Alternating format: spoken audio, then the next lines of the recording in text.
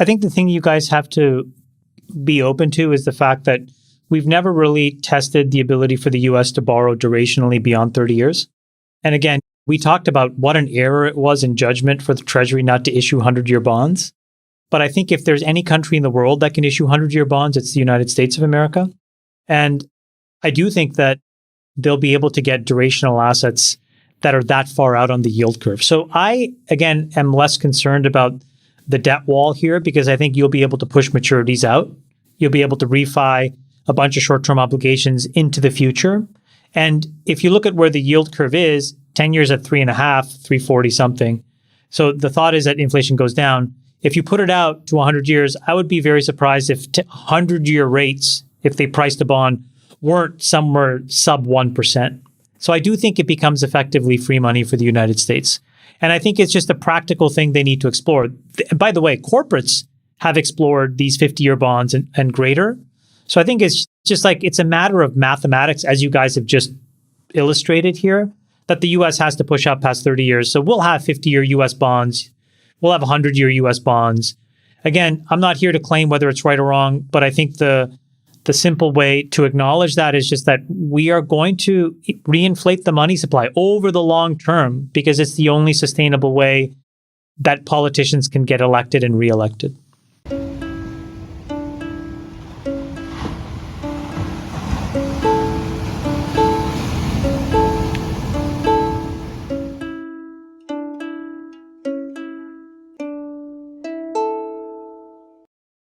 안녕하세요. 라이프스굿입니다. 부채를 그냥 먼 미래로 밀어버리면 된다는 무책임한 차마스의 말을 들으면 화가 나지만 어느 정도 일리가 있다는 생각도 듭니다.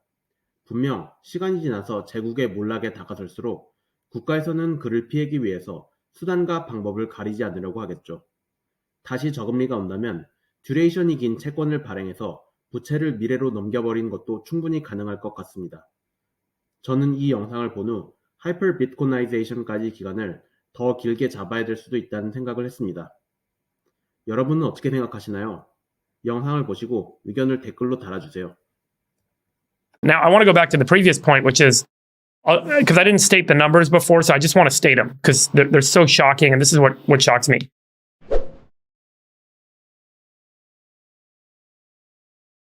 The current federal debt is $30 trillion. Our GDP is around $23 trillion. 5% interest rates on $30 trillion is $1.5 trillion in interest payments alone every year. And our Social Security, so $1.5 trillion, I mean, that alone is about 6%, 7% of GDP. So you have to tax every transaction in the country by 6 or 7% just to pay the interest payments on the debt. And then we have Medicare and Social Security, Sorry, which are now... That math is wrong.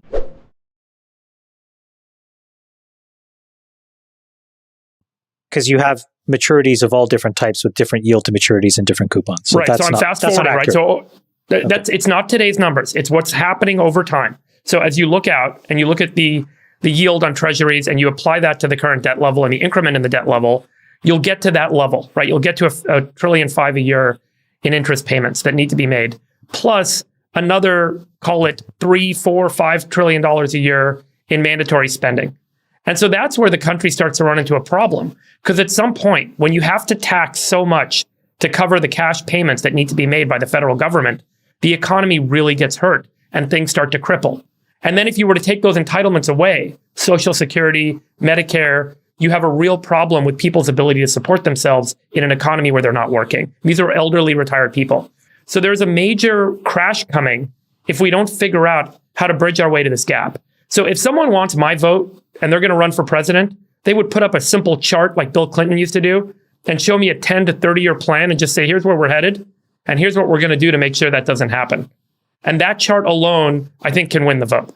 Okay, let's pull up the chart then. So here is the federal debt, total public debt as a percentage of gross domestic product.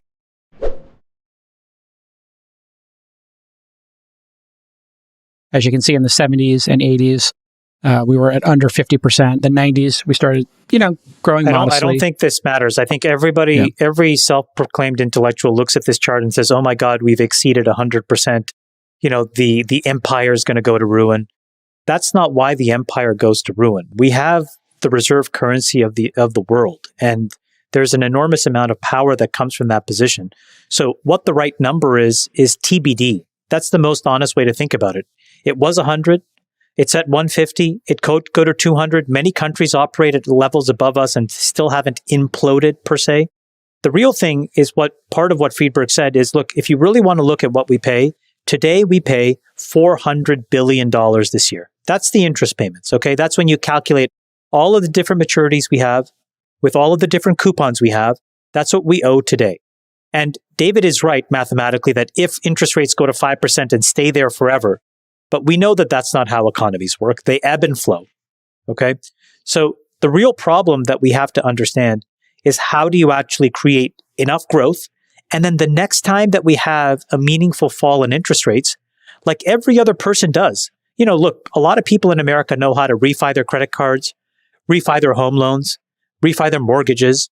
The United States could have had a much more aggressive and thoughtful strategy of refiing by pushing out these maturities way into the future.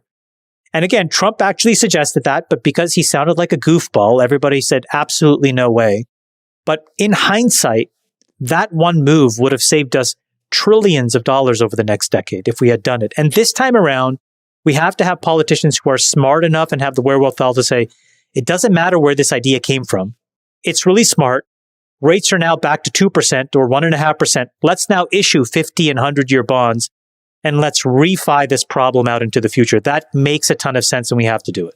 The refi makes a ton of sense. Just to pull up a chart here and to counter your position there that it doesn't matter, Chamath, maybe you can respond to, if you look at GDP ratios here, number 1, 2, and 3, Japan, Venezuela, Greece, Sudan, and, some smaller countries there, but the United States currently none of these countries, look, how would you respond to that? Yeah. This entire world runs on the US dollar complex.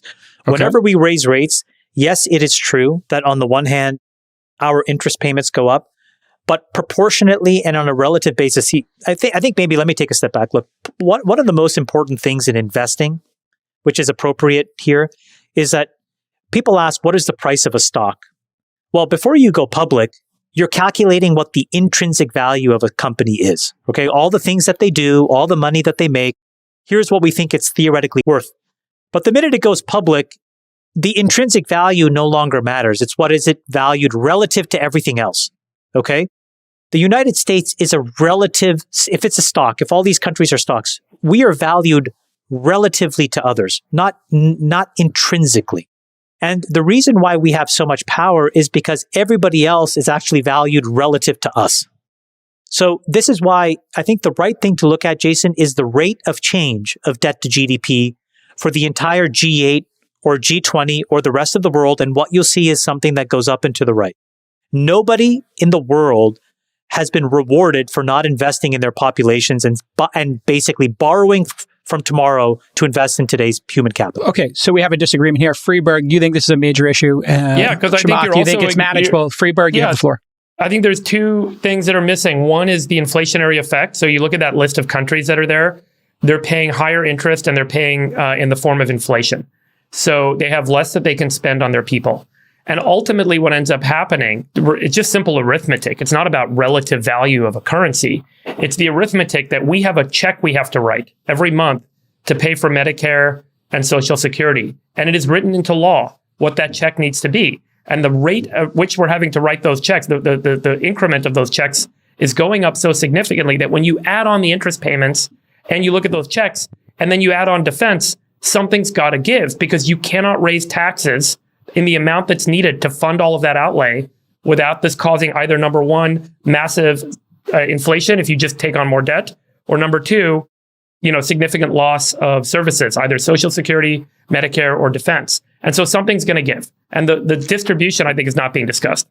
Sorry, just one point. The president's budget, anybody who is a president of the United States gets hold of their annual budget. It's about $5.5 trillion this year. So you're talking about interest payments that are still less than 10% of their total budget. Now that includes the entitlement payments. Okay, so about $3.5 trillion is what you have to pay for. No, 20%. No, $3 trillion is the sum of Medicare and Social Security.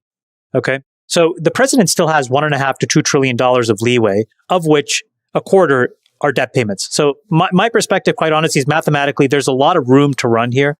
before these things get really out of control. And even if they do, I think the relative problem is for the rest of the world will be so egregious that the ability for the United States to go to those banks and those economies and basically sell in more US debt is quite high because they cannot afford to own debt in their own country. So if you think that the United States is bad, go back to that list. Guess what? Those central banks in those countries are going to be buying US dollars faster than they can go out of style. Unless we see some union of India, China, Saudi Arabia, Russia, Japan, Brazil, obviously not Japan, but some of that consortia will become a closer trading partner and perhaps could cause a shift in the balance of the dominance of the US dollar. And that's one path to consider. Sachs, what do you think of the balance sheet here? Obviously, we have two opposing opinions here from Chamath and Freeberg. Where do you stand on the United States balance sheet? Are we over our skis? Yes, the balance sheet's a disaster. What are we at? Like 130% of debt to GDP? I mean, we have like 30 and our spending trillion yeah, it's not even stable. I mean, we keep adding to it. Our spending is 27% of GDP right now. 27%. It should be 15%. Right, so the spending. Where does that number come from? Why? There's a bunch of economists who have shared these papers and shown morons, fake experts, fake experts. Hold on. If you look at government tax receipts over time with all different kinds of tax rates, including very, very different top marginal tax rates, what you see is that federal tax receipts as a percentage of GDP is in the 17 to 19% range. And like the best years, you make 19%. It's usually in a good economy. And in a bad economy, it's like 17%. And it doesn't matter whether Reagan was president or Bill Clinton and so on. So there's only so much blood you can get from a stone. And historically, spending was around 19% of GDP. And so you would have a 1 or 2%, deficit every year. And that really accelerated. First, you had the financial crisis of 2008, and then you had COVID. And Freeberg's right. We went from, call it, 20% of GDP spending to roughly 30% or more during COVID as kind of this emergency measure. But like everything else in government, the emergency measure becomes a permanent program. So now we're at 27%. It doesn't seem to be going down. And the Democrats want a lot more. I mean, we talked about it. Build Back Better would have been $3.5 trillion instead of $750 billion if they just had one or two more votes in the Senate, which they now have. So hold on. So Freeberg is right. There's like nothing stable about the point we're at. The point we're at is bad on its own terms. Having 30 trillion of debt. Let's say that interest rates stabilize at 3%. That's still $1 trillion a year of debt service, which is more than the entire if interest rates stabilize at 3%, which is optimistic, and we're servicing 30 trillion of debt, that's roughly $1 billion a year of debt service payments. That could be spent. Could be spent on other things. You guys keep saying billion when it's a trillion. The average yield to maturity needs to be factored in there. So over a 15-year period, David, you would be right mathematically if all matured.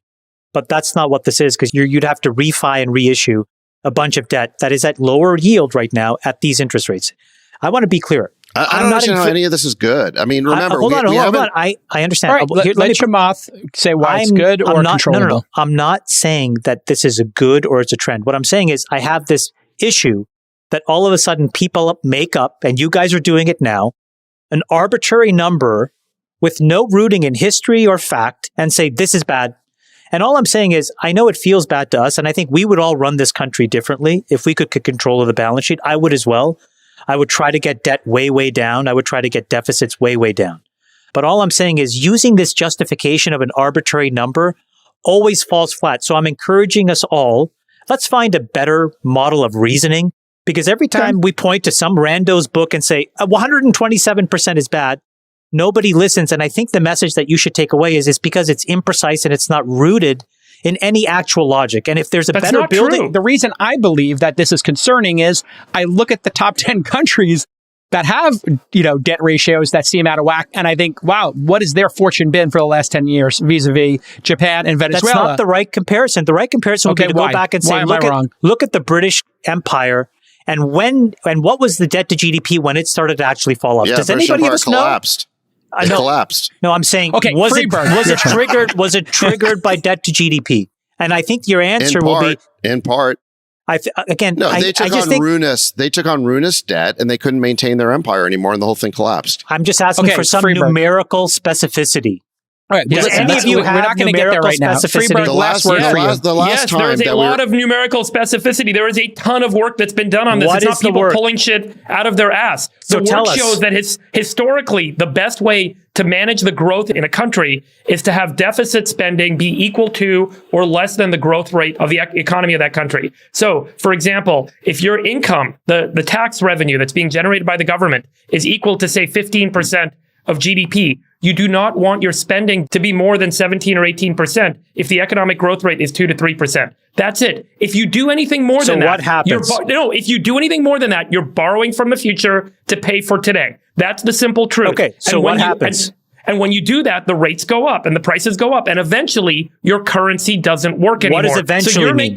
So you're making a bet. Read the book that I talked about last year, What book? the most recent Ray Dalio book. He goes through 6 stories with the economic data to prove it, the factual data, the history of what's happened with 6 empires over the last 500 years, where this exact same scenario has played out. This isn't some random arbitrary story. I read that book. And I just wanna everyone be in that, everyone had the exact same perspective that you have when they were living in those No. days, and they said, you know what, we're going to be okay because we're the reserve currency, and can the I- world loves us, and we're the empire, and we have influence everywhere. And they all lost primacy, and their currencies collapsed, and they all broke apart. And that I'm not was it. saying that can't happen in America. What I'm saying is you get so full-throated. I read that book. It's great narrative, but the numbers are brittle. Okay? They're fragile and they're mostly made up. Everyone Okay, can so- read it and make their own opinion on that. So Yeah. so all I'm saying is in the absence of numerical specificity, I agree with you that this trend is alarming and it's bad. I agree with you. And I agree that we should spend a lot less.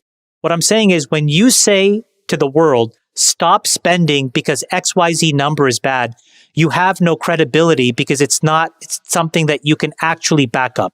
And all I'm saying is, if you could find a better logical argument, you would probably get a lot more people to, I showed it convince a to lot more you. people. You're just being ignorant. You're ignoring it. You're saying you don't want to actually believe it. The numbers are there.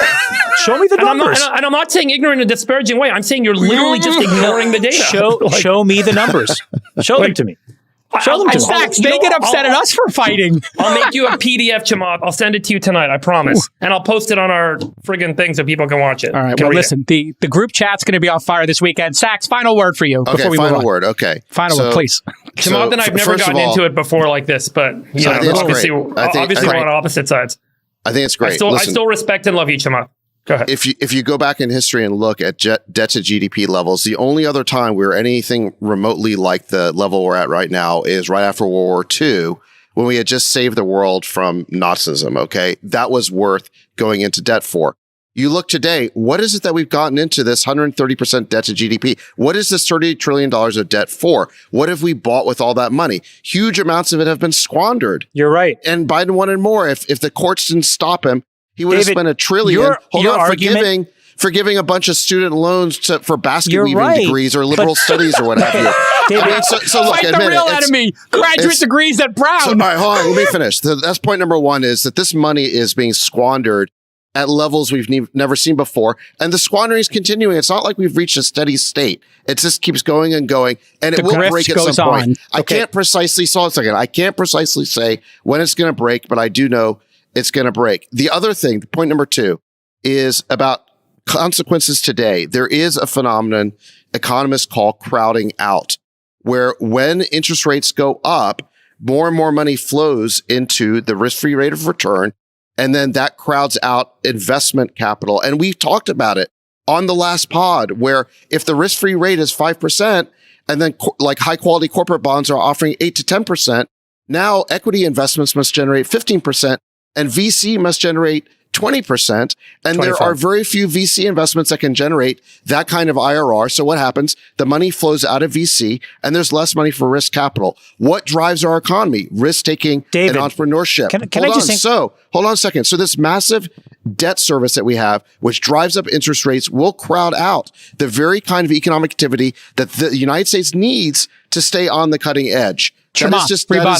Rebuttal to the rebuttal. No, you're so right. So why don't you just bookend the argument exactly the way you just did? My point is not that you said it just before, that we don't know at what upper bound these things break or don't break. And all I'm saying is every time you throw up a random number, you guys sound like the boy who cries wolf. Okay. And you're shouting into a vacuum. It's the advice that I'm trying to give you guys. I agree with you.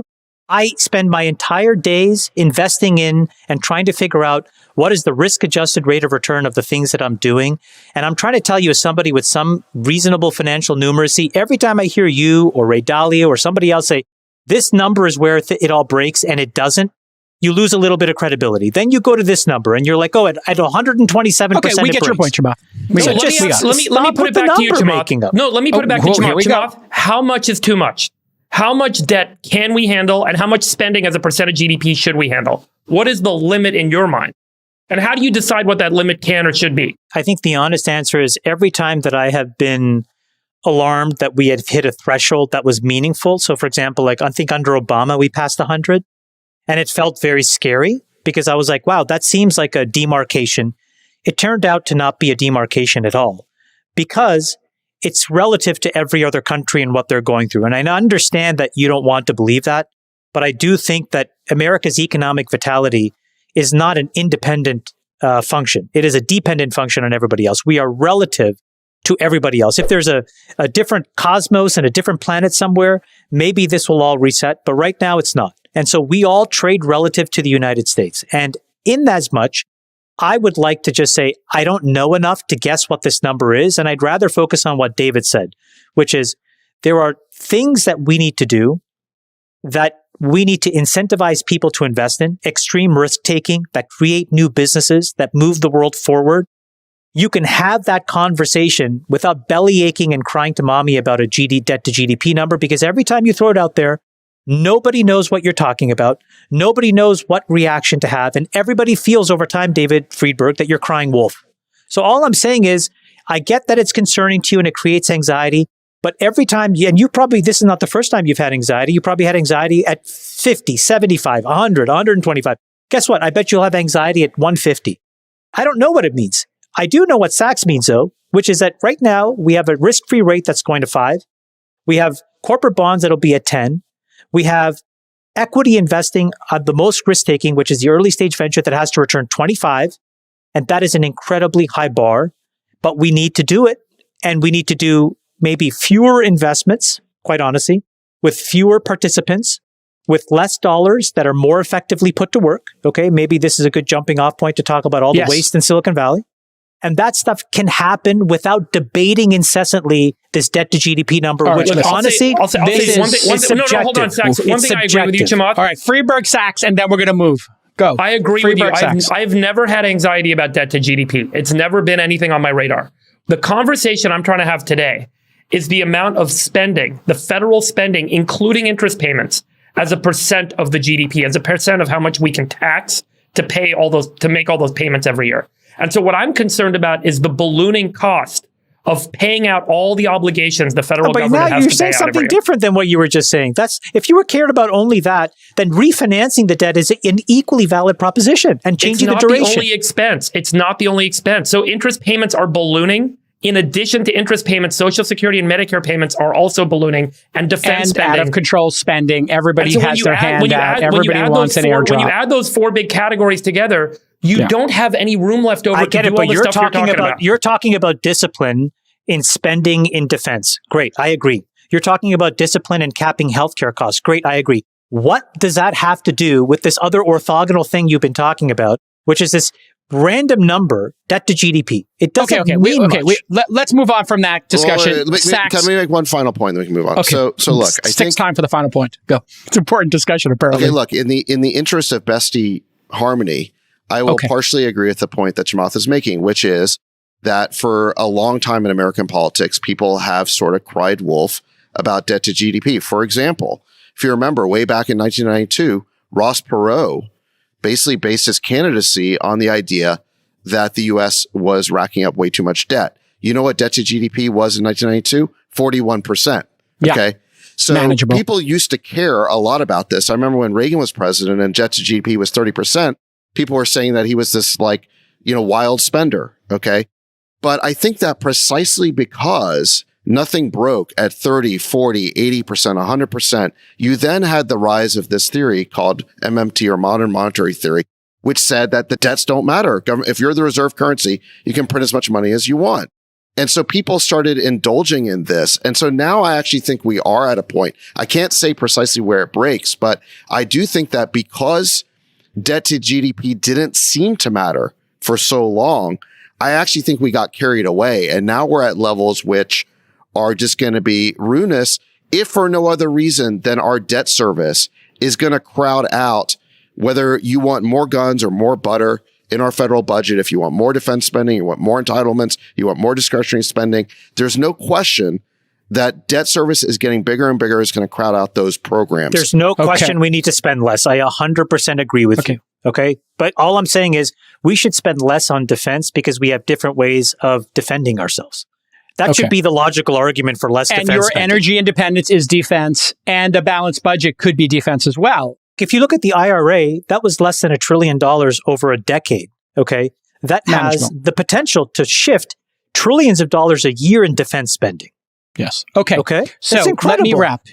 Let me wrap here for a second. Thank you, everybody. All I'm this saying is an important debate. You can look at these bills in and of themselves and try to actually do the right thing for the country without wrapping up all of these random arguments. And by the way, just to be clear, I don't believe in MMT either. Sachs, don't do it. Don't do it, Sachs. The world's worst moderator. Come on, Jake. I want to go back to, actually, during the Obama presidency, we had a thing called the sequester. I don't know if you guys remember this. Yeah. But Republicans and Democrats agreed that basically because we had just had like these $1 trillion deficits because of the 2008 global financial crisis, they got together and said, listen, we're going to hold the line on spending and there'll be no increase on defense spending in exchange for no increase in discretionary spending, social programs.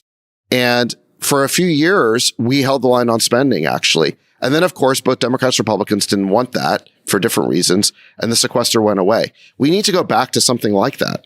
There are two things that are going to get us. One detail. Like when you go and send a bill, so look, the way you pass a bill, right, you have to send it to the CBO to get scored.